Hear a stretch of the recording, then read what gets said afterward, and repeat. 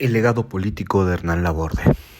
A principios de 1988, en medio del tsunami social y político que fue el neocardenismo, Arnoldo Martínez Verdugo organizó un ciclo de conferencias sobre el marxismo latinoamericano.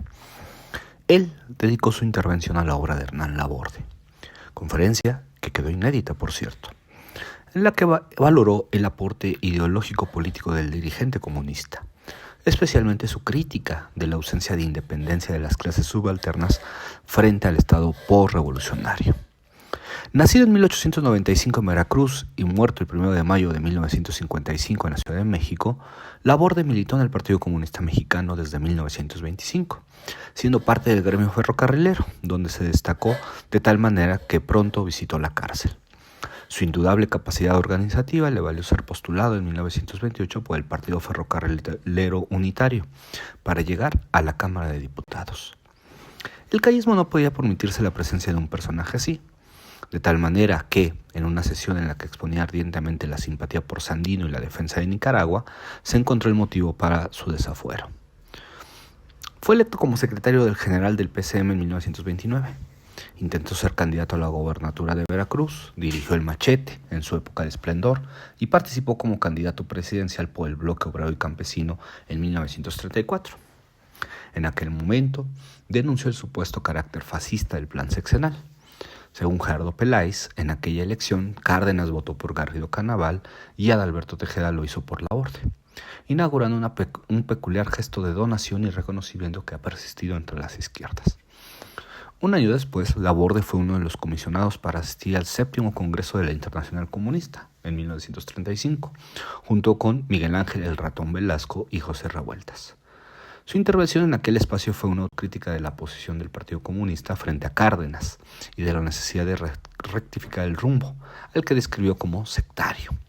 Además, señaló que los comunistas tenían que lograr la apropiación de la historia nacional y sus gestas revolucionarias, como parte del legado político.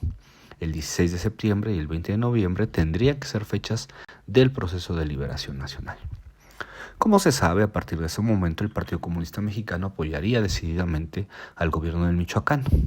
Pero, y ahí la importancia dada por Martínez Verdugo, Laborde luchó intensamente entre 1936 y 37 por mantener una táctica de independencia por parte de las clases subalternas. Clamaba que la unidad no era un fin en sí mismo y que la crítica al gobierno era necesaria. Asimismo, alertaba del peligro que significaba la excesiva concentración del poder por parte del presidente. Combatió en un ambiente desfavorable el oportunismo enclavado en el mundo sindical, que apostaba por la entera subordinación de las masas al Estado, lo que finalmente sucedió. Su posición en pro de la independencia de fuerzas políticas de izquierda fue derrotada y bajo presión de la IC, de la Internacional Comunista, el Partido Comunista Mexicano siguió la ruta de la unidad a toda costa.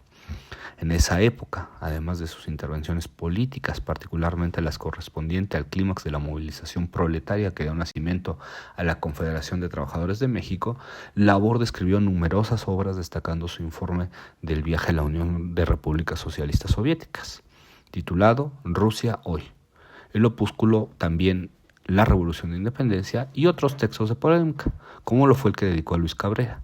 De igual manera profundizó en la situación agraria de Yucatán.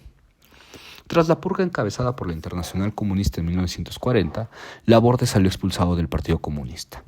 Sin embargo, su vida intelectual y militante no se detuvo. Dirigió la revista Tricolor e hizo parte del Círculo Morelos, que daría vida a la Acción Socialista Unificada, organización que convergió con otros núcleos de expulsados del Partido Comunista, dando vida al llamado Partido Obrero Campesino Mexicano.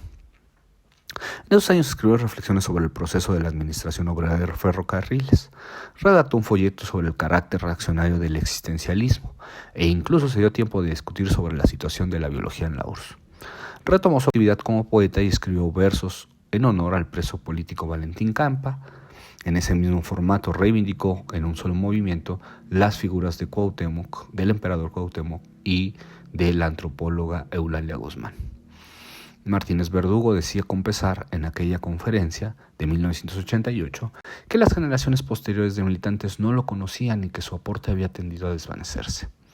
Hoy nos encontramos en un buen momento de recuperarle, siguiendo la estela marcada por el Democorito, pues como otros dignos representantes de la izquierda mexicana en tiempos de protagonismo popular, atinó a discernir lo importante de lo coyuntural. De ahí que algunas de sus palabras suenen tan actuales como cuando expresó que solo los cínicos piensan que el objetivo de la política es la obtención del éxito inmediato.